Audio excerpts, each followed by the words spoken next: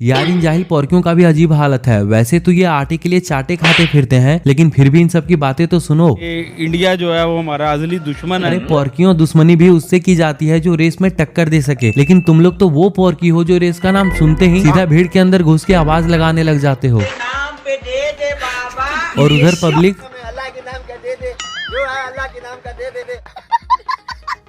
तो पोर्कियों, रेस वाली दुश्मनी के बारे में कुछ कहना चाहोगे? मैं यही कहना चाहूँगा कि अगर नवाज शरीफ आएगा ना हुकूमत में, तो नवाज शरीफ की नरेंद्र मोदी के साथ काफ़ी अच्छी दोस्ती है। जब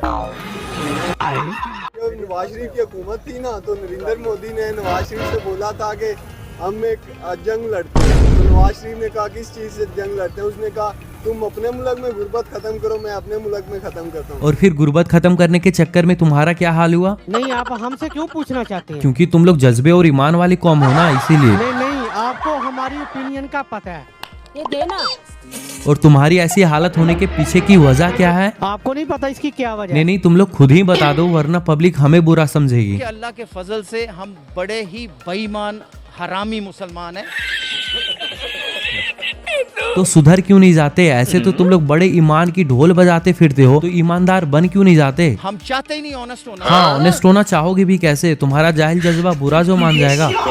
अरे पोर्कियों, स्कूल कॉलेज जाते तो कुछ ज्ञान मिलता भी, लेकिन तुम लोग ज्ञान छोड़ के किसके पीछे लगे हो? ऊंची शलवार पहन के जाहिल मौलवी के पीछे लगे हुए जिसे कुछ नहीं पता। अब बोल। हमारी एजुकेशन पर भी काम हो रहा है, इसमें कोई शक नहीं। अच्छा ठीक है, तो बताओ तुम्हारे एजुकेशन सिस्टम का काम कैसे चल रहा है? मैं सीधी बात करूंगा, टू दी पॉइंट। देखिए मेरी बात सुने, अल्हम्दुलिल्लाह हम मुसलमान हैं और मुसलमान भाई खत्म, bye bye, tata, good bye, गया। तो चलिए ऐसे ही जाहिल पाकिस्तानियों के रिएक्शन वीडियो देखते हैं और लेते हैं यस मजे। आइए देखते हैं, मजा आएगा। ओए पोर्कियों, एक बात बताओ, सुनने में आया है तुम लोग बहुत ईमानदार बन गए हो और लोग तुम्हारी हर जगह इज्जत करते हैं। भाई ईमान पूरे दुनिया में हम बदनाम हो गया है। जिधर भी जाता है कहता है ये मांगने आ गया, कोई इज्जत ही हमारी नहीं रहा। अच्छा बात नहीं। और ये पोर्की ना जाने कौन से चरस फूक के आते हैं, जो साइंस तो दूर, इन पोर्कियों का सेंस भी ऐसे काम करता है कि जो लोग मानते हैं कि दूसरे की इज्जत करोगे तो इज्जत पाओगे, लेकिन अगर इन पोर्कियों की माने तो जब तक आप अपनी इज्जत को मनवा नहीं सकते, आप किसी की इज्जत कर ही नहीं सकते। इस सर फिर पागल हो गया। मतलब इन भिखारियों की माने तो इनके भीख मांगने के टैलेंट को इज्जत दी जाए। तो पोर्कियों, हाँ, इसके लिए जरूर तुम्हारी इज्जत की जाएगी, लेकिन इसके पहले एक बार अपना टैलेंट तो दिखाओ। अल्लाह के नाम पे दे दे बाबा।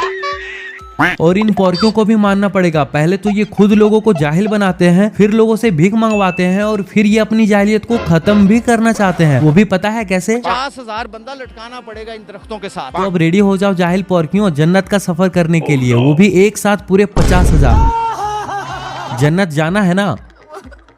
मुझे अपने घर जाना है। मुझे घर जाना है।